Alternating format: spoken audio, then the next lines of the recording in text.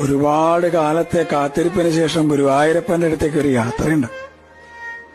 പരിഭവങ്ങളും സങ്കടങ്ങളും പരാതികളൊക്കെ ആയിട്ട് നടന്ന് ആ ശ്രീലകത്തിന്റെ മുമ്പിൽ അങ്ങോട്ട് എത്തുമ്പോ ഭഗവാൻ എങ്ങനെ കാണാം. ശംഖും ചക്രവും ഗതയും പങ്കജവുമായിട്ട് ചക്രവർത്തി ഭാവത്തിലുള്ള ഭഗവാന്റെ രൂപം അതങ്ങോട്ട് കാണുമ്പോ കണ്ണ് നിറഞ്ഞൊഴുകും, തൊണ്ടയിടറും, എല്ലാം മറന്നുപോവും.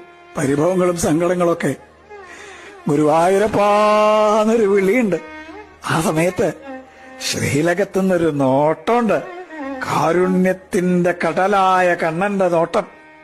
ഞാനില്ലേ കൂടെ എന്ന് പറഞ്ഞിട്ട് ആ കണ്ണനെ ഹൃദയത്തിലേക്ക് നിറയ്ക്കുമ്പോഴേക്കും ദ്വാരപാലകർ നമ്മളെ നിൽക്കിണ്ടാവും. പക്ഷെ ആ കാരുണ്യം നിറഞ്ഞൊരു നോട്ടല്ലേ, അത് മതി നമ്മളെ പരമാനന്ദത്തിൽ ആറാടിക്കാൻ. കൃഷ്ണ ഗുരുവായൂരപ്പ.